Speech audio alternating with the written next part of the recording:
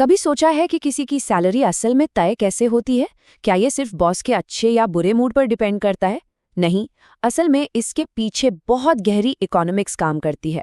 और आज हम ठीक इसी पहेली को सुलझाएंगे कि आपकी इनकम कहाँ से और कैसे तय होती है। तो चलिए फटाफट देखते हैं कि आज हमारा सफर कैसा रहेगा। हम शुरुआत करेंगे एकदम बेसिक चीजों से। प्रोडक्शन के फैक्टर्स क्या होते हैं। फिर हम एक बिजनेस ओनर की तरह सोचेंगे कि वो हायरिंग कैसे करता है। उसके बाद हम एक वर्कर के नजरिए से देखेंगे। फिर हम इन दोनों को मार्केट में मिलाएंगे और देखेंगे कि सैलरी तय कैसे होती है। और आखिर में हम लेबर से आगे बढ़कर जमीन और कैपिटल की भी बात करेंगे। चलिए एकदम नींव से शुरू करते हैं। हमारी चारों तरफ जो भी चीज बनती है, चाहे वो एक कप चाय हो या एक सुपर कंप्यूटर, उसे बनाने के लिए कुछ बेसिक चीजों की जरूरत पड़ती है। इकोनॉमिक्स की भाषा में इन्हीं बेसिक चीजों को हम उत्पादन के कारक या फैक्टर्स ऑफ प्रोडक्शन कहते हैं। ये मेनली तीन हैं: लेबर यानी लोगों का काम, लैंड यानी जमीन और नेचुरल रिसोर्सेज, और कैपिटल मतलब मशीनें, टूल्स और बिल्डिंग्स। और सबसे जरूरी बात यह है कि जैसे सामान की कीमत मार्केट में तय होती है, ठीक वैसे ही इन फैक्टर्स की कीमत यानी आपकी सैलरी भी मार्केट में ही तय होती है। अब यहाँ एक बड़ा ही मजेदार कॉन्सेप्ट आता है। किसी कंपनी को वर्कर्स की जरूरत बस ऐसे ही नहीं होती। ये इस बात पर निर्भर करता है कि लोग उस कंपनी का बनाया हुआ सामान कितना खरीदना चाहते हैं। इसे कहते हैं व्युत्पन्न मांग या डिराइव डिमांड। मतलब अगर लोगों को पॉपकॉर्न ज्यादा खाना है, तभी तो पॉपकॉर्न बनाने वालों की डिमांड बढ़ेगी, है ना? बिल्कुल सीधा सा हिसाब है। तो चलिए अब थोड़ी देर के लिए एक कंपनी के मालिक की कुर्सी पर बैठते हैं। वो ये फैसला कैसे लेता है कि उसे कितने लोगों को नौकरी पर रखना चाहिए? इसे समझने के लिए एक बहुत ही सिंपल सा उदाहरण लेते हैं। ये है ज़ेवियर और उसका एक शानदार पॉपकॉर्न ट्रक है। उसका मकसद बिल्कुल साफ है, ज्यादा से ज्यादा प्रॉफिट कमाना।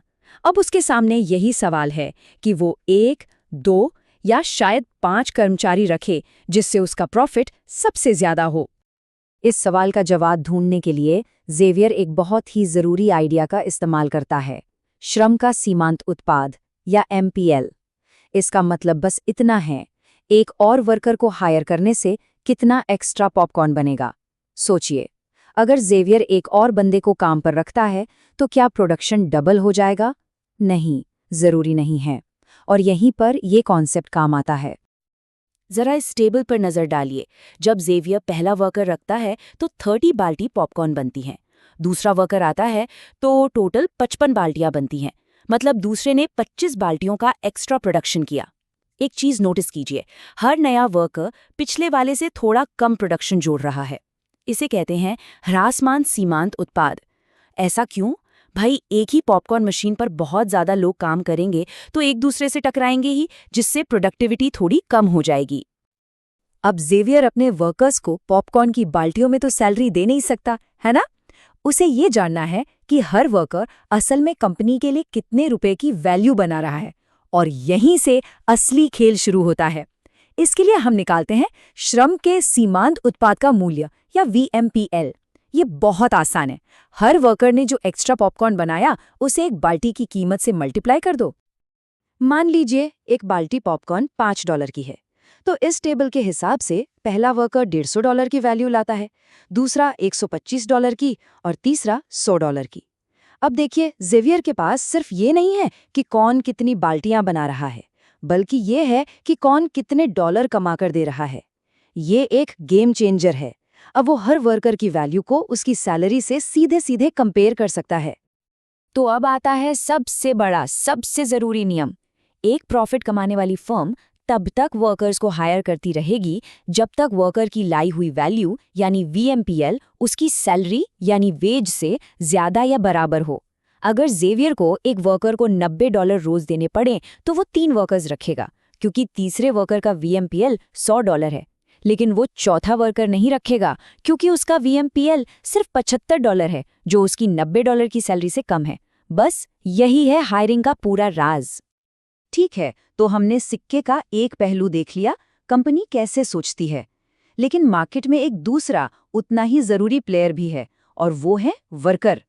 लोग काम करने का फैसला आखिर करते कैसे हैं? देखिए, हम सब हर रोज काम और आराम के बीच एक चुनाव करते हैं।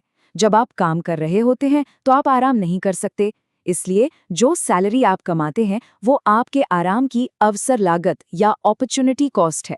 जितनी ज्यादा सैलरी होगी, घर पर बैठकर टीवी देखना उतना ही महंगा पड़ेगा। इसीलिए आमतौर पर जब सैलरी बढ़ती है तो लोग ज्यादा घंटे काम करने के लिए तैयार हो जाते हैं। तो अब चलिए इन दोनों ताकतों को, कंपनियों की डिमांड और वर्कर्स की सप्लाई, एक साथ लाते हैं, क्योंकि असली जादू तो यही होता है। इसी पॉइंट पर मार्केट में ये तय होता है कि सैलरी कितनी होगी। तो वो कौन सी चीजें हैं जो इस पूरे बैलेंस को हिला सकती हैं? कंपनी की तरफ से सोचें तो अगर उनके प्रोडक्ट का दाम बढ़ जाए या कोई नई टेक्नोलॉजी आ जाए तो डिमांड बदल सकती है। और वर्कर्स की तरफ से हो सकता है लोगों को काम से ज्यादा आराम पसंद आने लगे, या फिर शहर में बाहर से बहुत सारे नए लोग काम करने आ जाएं। ये सब मार्केट में हलचल मचा सकते हैं। चलिए एक रियल वर्ल्ड सिचुएशन देखते हैं। सोचिए, ऑटो इंडस्ट्री में काम करने वाले बहुत सारे पुराने अनुभवी लोग एक साथ रिटायर हो जाते हैं। मार्केट पर इसका क्या असर होगा? ये सप्लाई साइड का एक झटका है। मार्केट में अचानक काम करने वाले लोग कम हो गए। नतीजा, अब कंपनियां बचे हुए वर्कर्स के लिए आपस में मुकाबला करेंगी, जिससे उन वर्कर्स की सैलरी तो बढ़ जाएगी, लेकिन इंडस्ट्री में कुल मिलाकर कम लोग काम कर रहे होंगे। अब एक बिल्कुल उल्टा सीन लेते हैं। मान लीजिए कोई नई रोबोटिक टेक्नोलॉजी आती है, जिससे ऑटो वर्कर्स पहले से कई ज्यादा तेजी से गाड़ियां बना सकते हैं। अब क्या होगा? ये सीधा डिमांड पर असर डालेगा। क्यों? क्योंकि अब हर वर्कर ज्यादा प्रोडक्टिव है, तो उसका VMPL यानी उसकी डॉलर वैल्यू बढ़ गई है। अब कंपनियां हर सैलरी लेवल पर ज्यादा वर्कर्स रखना चाहेंगी, और ये तो एक विन विन सिचुएशन है। नई टेक्नोलॉजी का मतलब है कि वर्कर्स ज्यादा वैल्यू बना रहे हैं, इसलिए उन्हें सैलरी भी ज्यादा मिलती है और कंपनियां भी ज्यादा लोगों को काम पर रखना चाहती हैं। अब तक हमने लेबर के बारे में जो कुछ भी सीखा है ना, उसकी सबसे खूबसूरत बात यह है कि ये लॉजिक सिर्फ वर्कर्स तक ही सीमित नहीं है। यही पावरफुल आइडिया प्रोडक्शन के दूसरे फैक्टर्स पर भी बिल्कुल वैसे ही लागू होता है। ठीक जैसे कंपनी ये तय करती है कि एक वर्कर को कितनी सैलरी देनी है, वैसे ही वो ये भी तय करती है कि एक मशीन या जमीन के टुकड़े के लिए कितना किराया देना है। ये सब इस बात पर निर्भर करता है कि वो मशीन या जमीन कितनी एक्स्ट्रा वैल्यू बना रही है। शॉर्ट में कहें तो सप्लाई और डिमांड का वही पुराना खेल यहाँ भी चल रहा है। ये सारी बातें हमें एक बहुत बड़े और पावरफुल सिद्धांत पर लेकर आती हैं, जिसे वितरण का नवशास्त्रीय सिद्धांत कहते हैं। इसका सीधा सा मतलब ये है कि एक कॉम्पिटिटिव मार्केट इकोनॉमी में हर फैक्टर को, चाहे वो लेबर हो, लैंड हो या कैपिटल, उतना ही पैसा मिलता है जितना उसका मार्जिनल कंट्रीब्यूशन होता है। इसी सिद्धांत को हम इमिग्रेशन जैसे मुश्किल और संवेदनशील मुद्दे पर भी लागू करके देख सकते हैं। स्रोत से लिया गया ये कोट एक आर्थिक तर्क दिखाता है। अगर कम कुशल श्रमिकों की सप्लाई बढ़ती है तो उस ग्रुप की सैलरी पर नीचे की ओर दबाव आ सकता है। पर यहाँ ये याद रखना बहुत जरूरी है कि यह सिर्फ एक इकोनॉमिक मॉडल है। इमिग्रेशन के और भी कई पहलू हैं, सामाजिक, सांस्कृतिक और मानवीय, जिन्हें यह सिंपल मॉडल नहीं दिखाता। पर हाँ, ये हमें आर्थिक प्रभावों को समझने के लिए एक स्टार्टिंग पॉइंट जरूर देता है। तो आखिर में एक सवाल आपके लिए।